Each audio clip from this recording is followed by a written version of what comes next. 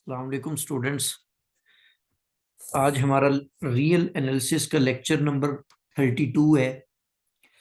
Previous lectures के अंदर हमने डिफरेंशिएशन को कंप्लीट किया। आज हम इंटीग्रेशन को स्टार्ट करने जा रहे हैं। तो रीमान इंटीग्रल को समझेंगे हमारे कमिंग लेक्चर्स के अंदर। और इंटीग्रेशन बाय डेफिनेशन क्या होता है, डेफिनेट इंटीग्रल। तो इंशाल्लाह हम कमिंग कुछ लेक्चर्स के अंदर इंटीग्रल्स को सीखेंगे। तो आज हम इसकी कुछ बेसिक्स को डिस्कस करते हैं।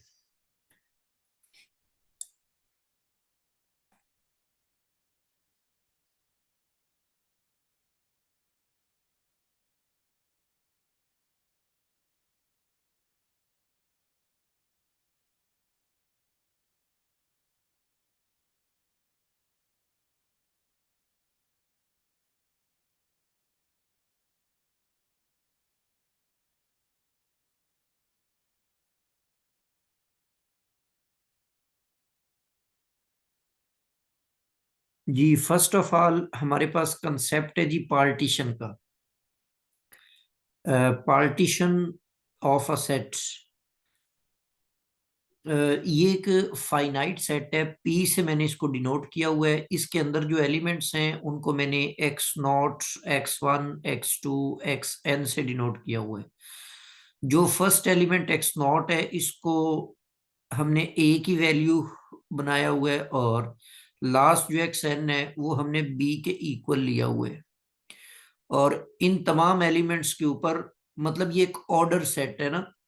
मतलब इसके जो एलिमेंट्स हैं उनको आप आगे पीछे भी अगर लिखें तो वो इस ऑर्डर को सेटिस्फाई करें।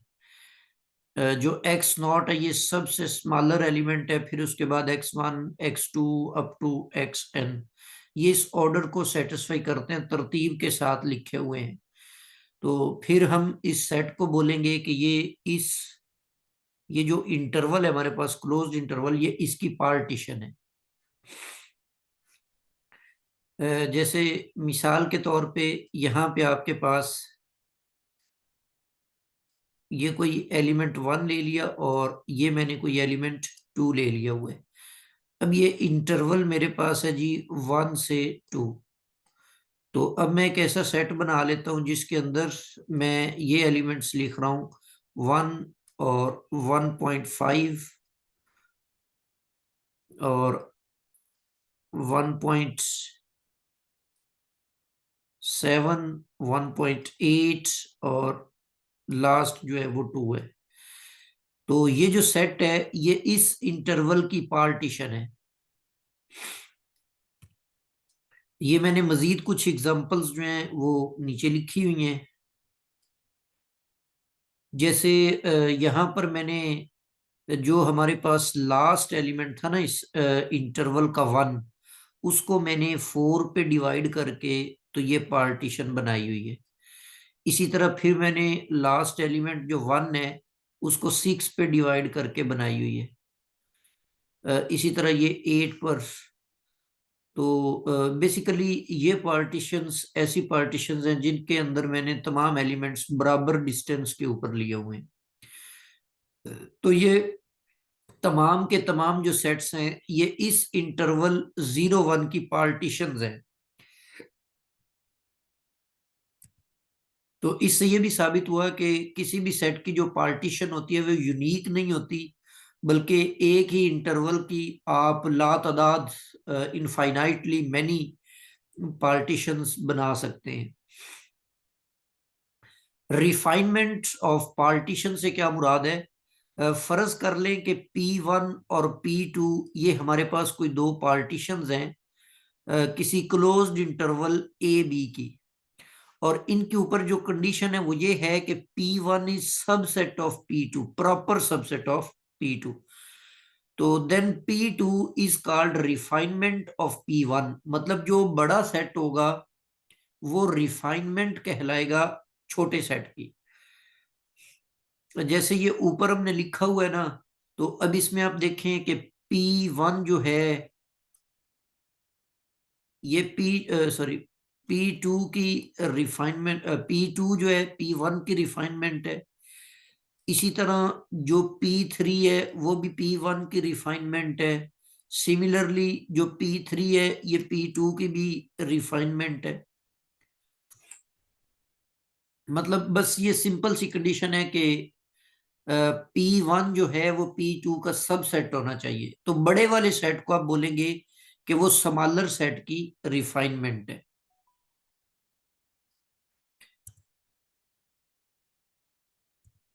जी, नॉर्म या मेश किसे कहते हैं?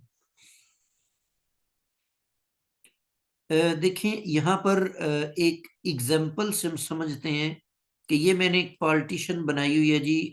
इंटरवल मेरे पास है 1 से 3।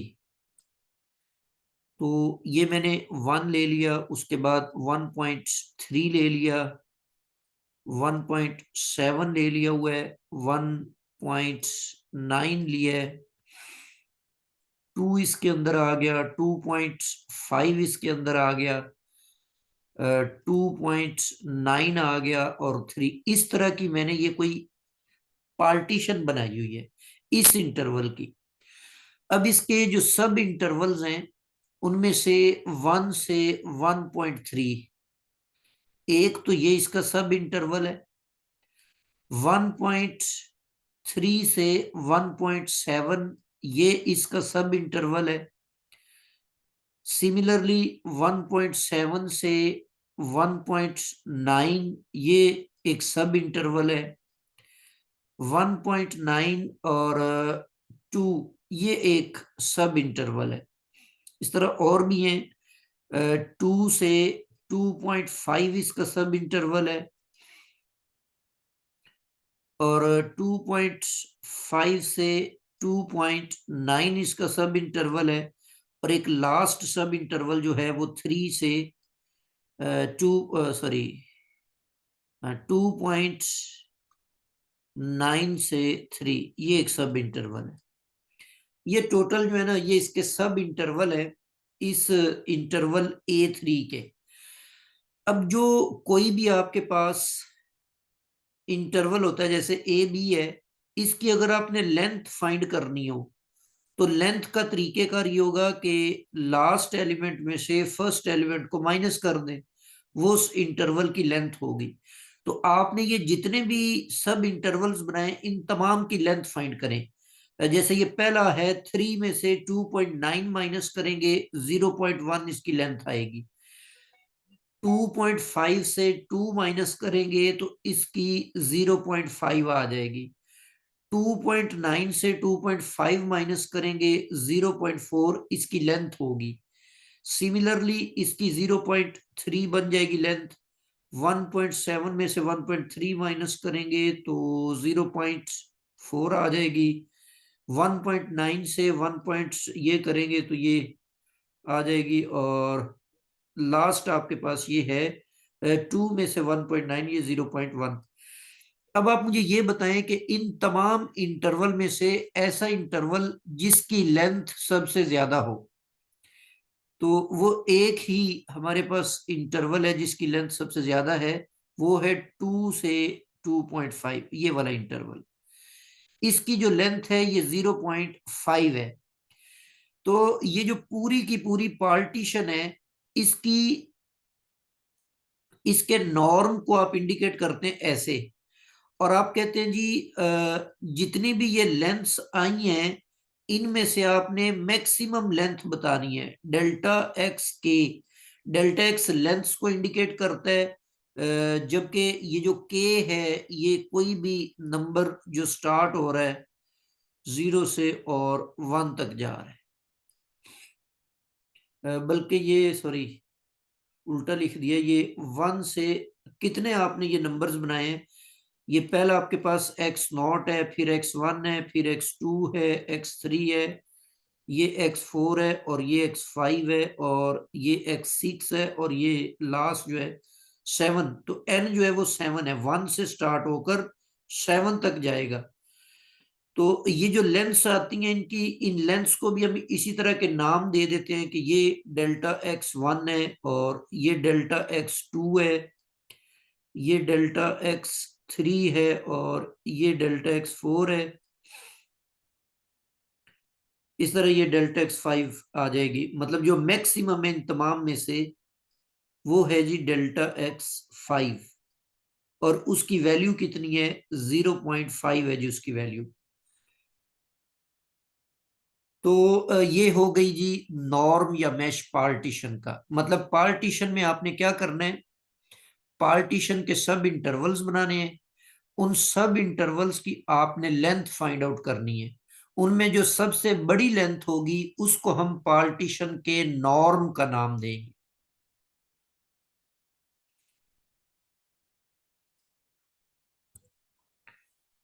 तो ये डेफिनेशन यहां पर लिखी हुई है कि पी आपके पास एक पार्टीशन है इस इंटरवल ए बी की, और इसके जो सब इंटरवल्स हैं उनकी जो लेंथ ये मैंने इस तरह से डिफाइन की हुई है डेल्टा एक्स के से। इफ केथ सब इंटरवल, इस सब इंटरवल को आप कहेंगे ये केथ सब इंटरवल है, the maximum of the length of the delta x one delta x two delta up to delta x n, इनमें से जो सबसे बड़ी लेंथ होगी is called norm of the partition P. तो ये भाई ये इस तरह से हम इसको इंडिकेट करते हैं, डबल एब्सोल्यूट वैल्यू की इलामत ये 4 वर्टिकल बार्स के अंदर ये हम नॉर्म को इंडिकेट करते हैं, पार्टीशन पी का नॉर्म।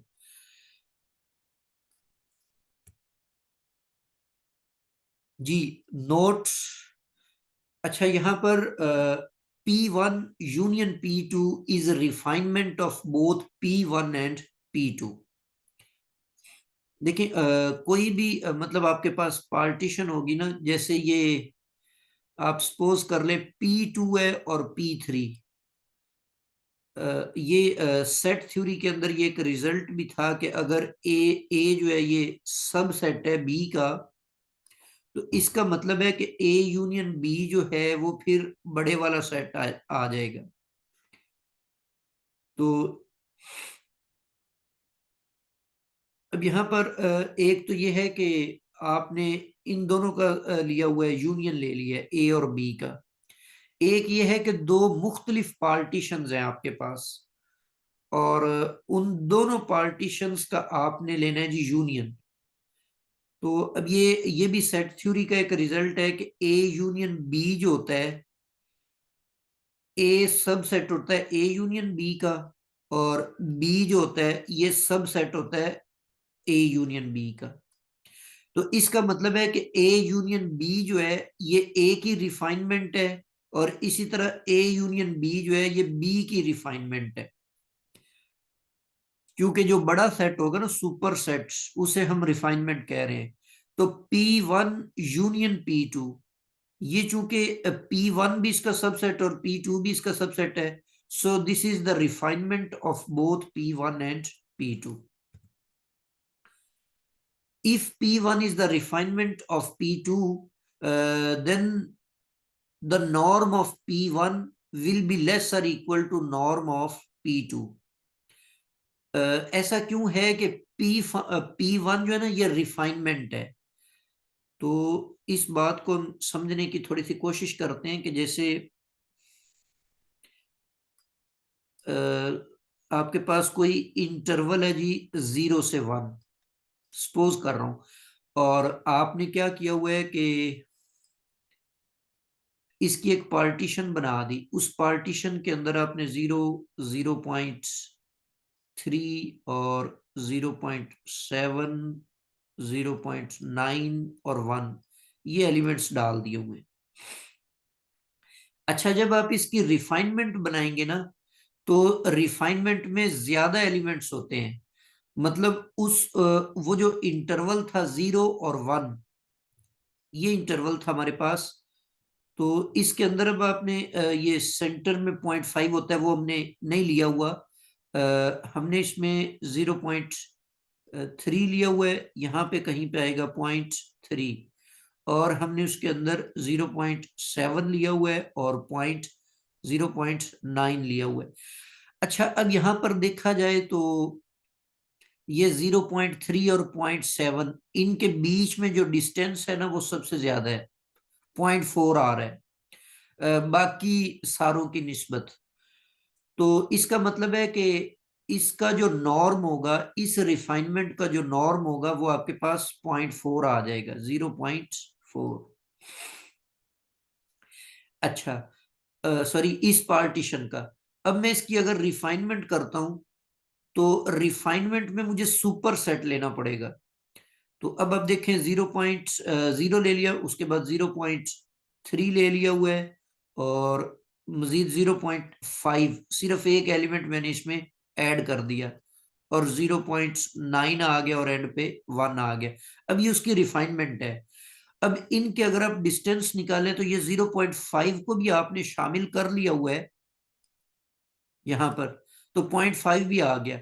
अब मेरे ख्याल में ये जो फर्स्ट आपके पास है ना सब इंटरवल, उसकी लेंथ 0.3 है, और यही मैक्सिमम है। ठीक है ना? तो ये जो आपने न्यू बनाया, इसको P1 कह लें, ये उसकी P की रिफाइनमेंट है। तो अब अगर आप इसका नॉर्म निकालें तो ये नॉर्म 0.3 निकल आएगा, जो कि स्मॉलर है उसकी निस्बत। मतलब रिफाइनमेंट में ये होता है कि जो आपने पहले से सब इंटरवल बनाए हुए हैं ना, उनको मजीद आप छोटा कर रहे होते हैं, उनके अंदर मजीद आप कोई और पॉइंट्स तलाश करके उनको शामिल करके, वो जितने भी पहले सब इंटरवल्स आपने बनाए हुए हैं, तो वो आप उनको ना छोटा कर रहे होते हैं। अच्छा, ये लाजमी नहीं है कि जो जिनके दरमियान ज्यादा डिस्टेंस था उन्हीं के दरमियान आप कोई नंबर लें, आप किसी और के बीच में भी ले सकते हैं। यहाँ पर ना जो मैंने नोट लिखा हुआ है उसमें मैंने लेस और इक्वल लिखा हुआ है। P1 का जो नॉर्म है, ये लेस और इक्वल टू P2 का नॉर्म है। तो उस सूरत में बराबर भी हो सकता है, स्मॉलर भी हो सकता है। जी, इसी तरह थर्ड नोट है कि अगर P1 रिफाइनमेंट है P2 की, और P2 रिफाइनमेंट है P3 की, then P1 is refinement of P3। तो ये भी सेट थ्योरी का एक वेरी इंपॉर्टेंट रिजल्ट है। आई थिंक इसे ट्रांजिटिव लॉ कहते हैं सबसेट्स के अंदर। मतलब ए सबसेट है बी का, और बी जो है सबसेट है सी का, तो फिर हम कहते हैं जी ए जो है वो सी का सबसेट है। ठीक है ना? तो अब आप देखें यहाँ पे B is refinement of A, and C is refinement of B, and B is refinement of A, then C is refinement of A. तो यहाँ पर बेसिकली हमने जो सेट्स के कंसेप्ट्स हैं उनको इस्तेमाल किया हुआ है। जी, नेक्स्ट हमारे पास है जी लोअर एंड अपर सम।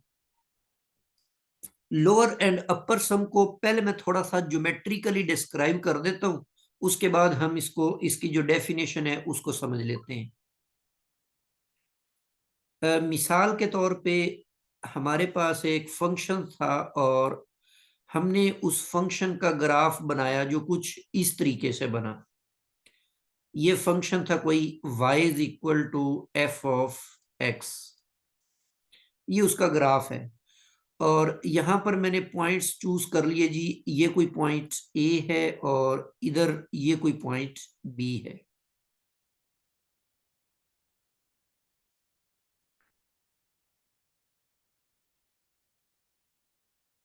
अच्छा, ये जो इंटरवल है आपके पास ए बी, मैंने इसकी पार्टीशन कर दी। इंटरवल हमारे पास था जी ए और बी, ये इंटरवल है। अच्छा, अब मैंने इसकी पार्टीशन करके इसको मैंने एक्स नॉट का नाम दे दिया ए को, और यहां पर मैंने कोई x1 ले लिया, और यहां पर मैंने कोई x2 ले लिया, और ये जो लास्ट b है इसको हमने x3 का नाम दे दिया। ये सारी बातें मैंने समझने की खातिर ली हुई है। ये x1 है, और अच्छा, अब हम ऐसा कर लेते हैं कि ये इनको ना थोड़ा सा इस तरह से रेक्टेंगल्स टाइप बना लेते हैं यहां पर।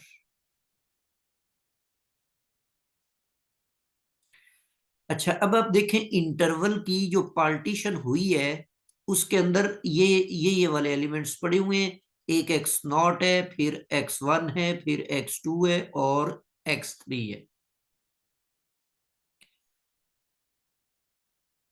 अच्छा, इनके सब इंटरवल्स बना लें। पहला जो सब इंटरवल है वो है x0 और x1। दूसरा जो सब इंटरवल है वो है x1 और x2।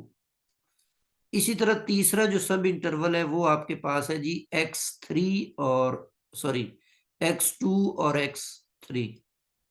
ये मैंने इसके 3 सब इंटरवल्स बना लिए होंगे। अच्छा, अब यहां पर देखें कि जो पहला सब इंटरवल है ना x0 और x1, इसकी जो लेंथ है वो आपके पास है जी डेल्टा x1। मतलब ये मैं इधर ही बना लेता हूं, ये डेल्टा x1 इसकी विड्थ है। इस तरह नेक्स्ट जो है उसकी विड्थ आएगी delta x2, that is x2 minus x1। Similarly ये इसकी विड्थ आ जाएगी डेल्टा x3।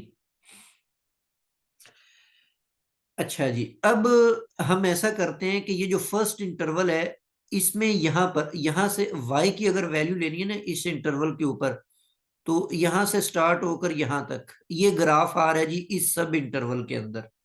तो इसमें जो सबसे स्मॉलर वैल्यू है ना y की, वो ये वाली है यहां पर। और ये कितनी है? ये f ऑफ x0 है, सबसे स्मॉलर वैल्यू है। दूसरे लफ्जों में आप ये कह सकते थे कि ये जो सब इंटरवल है हमारे पास x0 और x1, ऐसा करें कि इस इंटरवल में से कोई वैल्यू चूज करें और फिर उसके ऊपर आप फंक्शन की वैल्यूज निकालते जाए, मतलब ग्राफ बनाते जाए।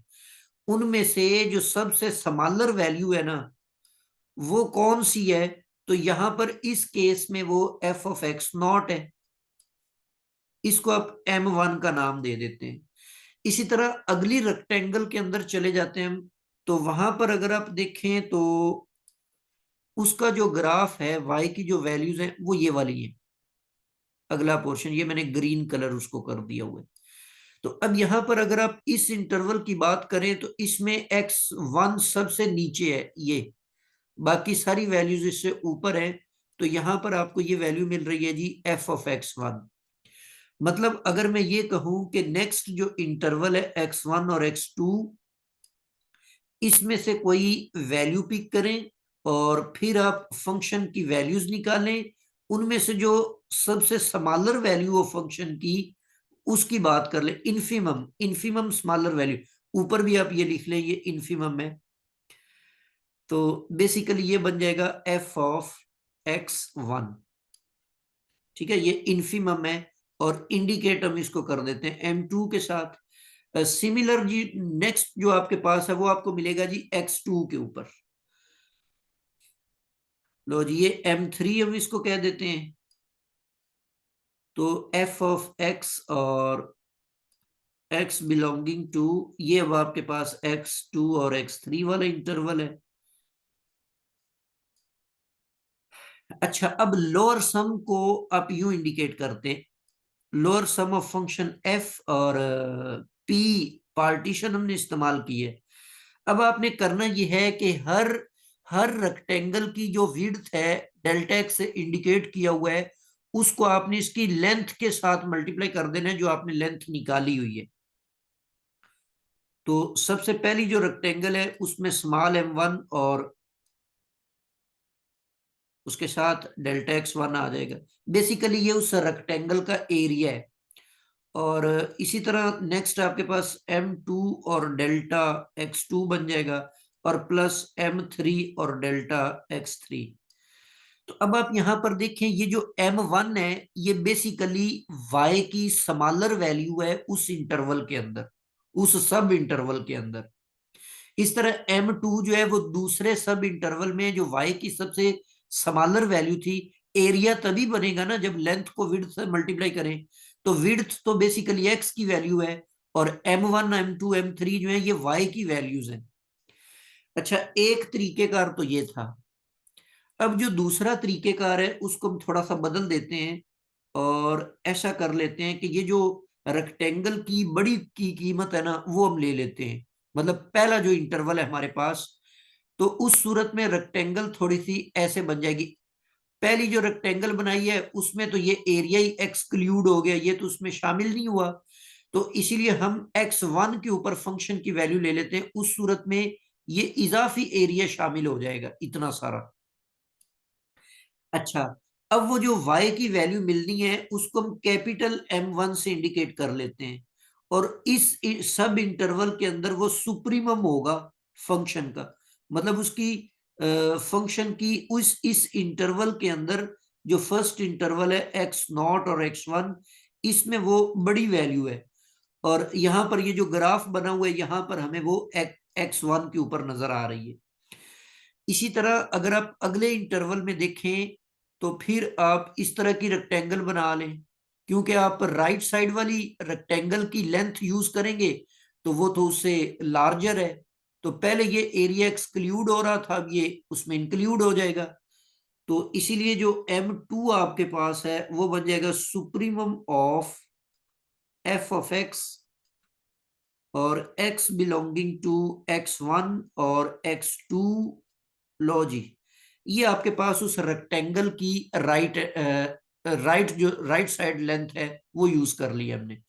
तो इसी तरह थर्ड के अंदर ये शामिल करके तो ये आपके पास ये एरिया भी आ जाएगा। तो इस सूरत में जब आप ये जो कैपिटल एम है इसको जब आप विड्थ से मल्टीप्लाई करेंगे वो उन रेक्टेंगल्स का एरिया निकल आएगा जो हमने थोड़ी सी बड़ी रेक्टेंगल्स बना दी हुई है। तो इसको हम इसीलिए अपर सम का नाम देते हैं, यू से इसको इंडिकेट करते हैं। और यू फंक्शन एफ है और पार्टीशन पी है। लिखेंगे कैसे इसको? इसको यूं लिखेंगे M1 delta x1, M2 delta x2 plus M capital M3 और डेल्टा x3। तो इसको आप अपर सम कहते हैं। तो ये भाई ज्योमेट्रिकली इसका ये मतलब है। मतलब लोअर सम के अंदर हम रेक्टेंगल्स बनाते हैं और उन रेक्टेंगल्स का जो टोटल एरिया निकलता है वो एरिया अंडर द कर्व उससे थोड़ा सा कम होता है, हम उसको लोअर सम का नाम दे देते हैं। और जब हम हर रेक्टेंगल का सुप्रीमम यूज करते हैं, मतलब बड़ी वैल्यू यूज करते हैं y की, तो उसमें हमें कर्व से थोड़ा सा क्रॉस करके ऊपर रेक्टेंगल्स बनानी पड़ती हैं। और इसीलिए वो वहां से जो हमें सम हासिल होता है वो थोड़ी सी लार्जर वैल्यू हो जाती है कर्व से। तो इसलिए हम उसको अपर सम का नाम देते हैं। तो आगे चलकर हम इन्हीं लोअर सम और अपर सम को इंटीग्रल को डिफाइन करने के लिए यूज करेंगे। तो बेसिकली इंटीग्रल्स जो होते हैं वो एरिया अंडर द कर्व होता है। तो इसीलिए वो हम रिफाइनमेंट्स कर करके, मतलब रेक्टेंगल्स को इतना संभाल कर लेते हैं, बड़ी रिफाइनमेंट कर लेते हैं उसकी पार्टीशन की, जिससे ये जो एरिया कर्व के ऊपर जा रहा है और नीचे जो एक्सक्लूड हो रहा है और ऊपर वाला इंक्लूड हो रहा है, तो ये इंतहाई समाल होता जाएगा। तो उस तरीके से हमें अपर और लोअर सम की मदद से area of under the curve मिल जाएगा। तो ये इसका ज्योमेट्रिकली मीनिंग था। अब हम इसको डिफाइन कर लेते हैं जी। सपोज करते हैं कि P आपके पास पार्टीशन है इंटरवल ए बी की। और ये मैंने जैसे आपको बताया कि ये इसको आप यूं भी राइट कर सकते हैं कि infimum of f of x, और ये x belonging to interval x i. ये जो जितने भी सब इंटरवल्स हैं ये उनके अंदर हमने ना इस तरह से इन्फिमम डिफाइन कर लिया और उसको एम आई का नाम दे दिया हुआ है। बेसिकली ज्योमेट्री मैंने आपको बता दिया है कि ये हर रेक्टेंगल की स्मॉलर साइड्स है, ऐसा समझ ले। और इसी तरह ये सुप्रीमम से मुराद फंक्शनल की उस इंटरवल में जो लार्ज वैल्यू है। और ज्योमेट्रिकली हम कहेंगे कि जो रेक्टेंगल की राइट साइड है या बड़ी वैल्यू थी प्रीवियस ग्राफ के अंदर। तो ये मैंने इस तरह से इन्फिमम और सुप्रीमम डिफाइन कर लिए हुए हैं। और फिर ये वाला जो सम है ये इस तरीके से, मतलब M1 delta x1 M2 delta x2 इस तरह से बना हुआ जो सम है इसको हम बोलते हैं जी लोअर रीमान सम, या फिर हम सिर्फ इसको lower sum of f on interval A B with respect to the partition P कहेंगे। Similarly the sum denoted by capital U of F and P defined as capital M1 delta x1 plus M2 delta x2 plus up to so on Mn delta xn। ये वाला जो आपके पास sum है is called upper Riemann sum और upper sum of f on closed interval A B with respect to the partition P। तो इस तरीके से हम लोअर और अपर सम को डिफाइन करते हैं। कोई एग्जांपल देखते हैं इसकी। जैसे मिसाल के तौर पर ये आपके पास एग्जांपल है, तो अगर आप इसका थोड़ा सा ग्राफ स्केच कर ले तो बहुत अच्छा होगा। इंटरवल मैंने यहां से यहां पे 1 से 4 तक का लिया हुआ है। तो बेसिकली अगर आप इसका ग्राफ स्केच करना चाहते हैं तो वो एक पैराबोलिक ग्राफ बनेगा। तो अगर आप x0 लेते हैं, इस फंक्शन के अंदर x0 लेते हैं तो वैल्यू जो 0 पर 5 आ जाती है। x इज इक्वल टू 0 पर इस फंक्शन की वैल्यू जो वो 5 आती है। और अगर आप यहाँ पर 1 चूज करते हैं तो फंक्शन की जो वैल्यू है वो आपके पास 6 आ जाएगी। यहाँ पर थोड़ा सा इससे ऊपर ले जाएं तो बेसिकली ये ग्राफ कुछ इस तरह से ऊपर चलता हुआ जाएगा, ऐसे ऊपर जाएगा। तो 1 से 4 तक मैंने जी इसको बना लिया हुआ है। इसको अब थोड़ा सा स्मॉलर कर लें कि यहाँ पर सपोज 1 है और यहाँ पे 2 है और ये 3 है और ये 4 है।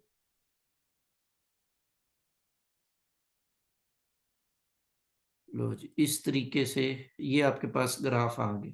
इसकी पार्टीशन मैंने सपोज की हुई है यहाँ पे 1 2 3 और 4 इस इंटरवल की। तो अब आप यहां पर अगर इन्फीमम फाइंड करें तो आप देखें ये इंक्रीजिंग फंक्शन है ना, x² + 5 है इस इंटरवल के ऊपर। तो पहला जो इंटरवल है वो बन रहा है जी 1 से 2 तक। तो 1 से 2 तक इंक्रीजिंग फंक्शन का मतलब है जो x की सबसे छोटी वैल्यू है फंक्शन की भी उसी पर सबसे छोटी वैल्यू मिलनी है। तो इस इंटरवल में सबसे स्मॉलर वैल्यू 1 थी, तो मैंने फंक्शन के अंदर x की जगह पर 1 पुट कर दिया, तो वो 1² + 5 6 आ गया। तो ये M1 की कीमत है। मतलब पहले सब इंटरवल के अंदर जो इन्फिमम है y का वो 6 है। और अगर आप इस इंटरवल की ये जो सब इंटरवल है 1 से 2 इसकी लेंथ फाइंड करें तो इसकी लेंथ जो है वो 1 है। सिमिलरली नेक्स्ट जो सब इंटरवल है 2 to 3, अब इसमें सबसे स्मॉलर वैल्यू 2 है, तो इस पर फंक्शन की भी सबसे स्मॉलर वैल्यू मिलेगी। तो 2 मैंने x की जगह पर पुट किया और वहां पर मुझे 9 मिल गया, ये M2 की कीमत है। इसी तरह इस सब इंटरवल की जो लेंथ है वो भी 1 है। इसी तरह तीसरा जो सब इंटरवल है उसके अंदर भी मैंने y की वैल्यू फाइंड की तो वो 14 आ गई। तो अब अगर आप लोअर सम निकालना चाहते हैं तो ये इस तरीके से इसका लोअर सम निकल आएगा। वैल्यूज पुट करें इनकी, इनको आपस में मल्टीप्लाई करके सम करें तो ये 29 इसकी लोअर वैल्यू है। इसी तरह अगर आप बात करते ना अपर सम की, तो अपर सम के लिए आप इस तरीके से सुप्रीमम फाइंड करते। किसका supremum? Function F of x का। तो पहला इंटरवल आपने यूज करना था 1 से 2 तक का। तो अब इस इंटरवल में जो ग्रेटेस्ट वैल्यू है वो 2 है, तो फंक्शन की ग्रेटेस्ट वैल्यू भी आपको 2 पर मिलनी है। तो x को 2 से रिप्लेस कर दें तो 2² + 5 जो है ये 9 आ जाएगा। सिमिलरली M2 अगर आप कैलकुलेट करेंगे इसमें से तो supremum of f of x और x बिलोंगिंग टू ये बन जाएगा 2 to 3 आ जाएगा नेक्स्ट सब इंटरवल। तो अब यहां पर ग्रेटेस्ट वैल्यू 3 है इस सब इंटरवल में, तो 3² + 5, तो ये आपके पास 3² 9 + 14 बन जाएगा। और सिमिलरली M3 आपके पास आएगा supremum of f of x और x बिलोंगिंग टू 3 to 4। तो इसमें लार्जेस्ट वैल्यू 4 है तो 4² + 5, तो ये आई थिंक 21 आ जाएगा। तो अब यहां पर आप देखें कि जो अपर सम है f और फंक्शन का और p पार्टीशन के साथ m कैपिटल M1 को डेल्टा x1 से मल्टीप्लाई करेंगे वो 9 आ जाएगा, 14 को 1 से मल्टीप्लाई करेंगे 21 को करेंगे तो ये सारी आपके पास 34 आ जाएगा आई थिंक। तो ये इस फंक्शन के लिहाज से ये अपर सम निकल आया हुआ है। जी यहाँ पर कुछ इंपॉर्टेंट रिजल्ट्स हैं। अगर P आपके पास पार्टीशन है इंटरवल ए बी की, और F जो है ये एक बाउंडेड फंक्शन है इसी इंटरवल के ऊपर, तो लोअर सम की वैल्यू स्मॉलर होगी अपर सम से। ये अभी हमने प्रीवियस एग्जांपल में भी देख लिया, उसमें ये 29 निकल आई और ये 34 निकल आई। तो लोअर सम जो होगा ये अपर सम से इसकी वैल्यू स्मॉलर आएगी।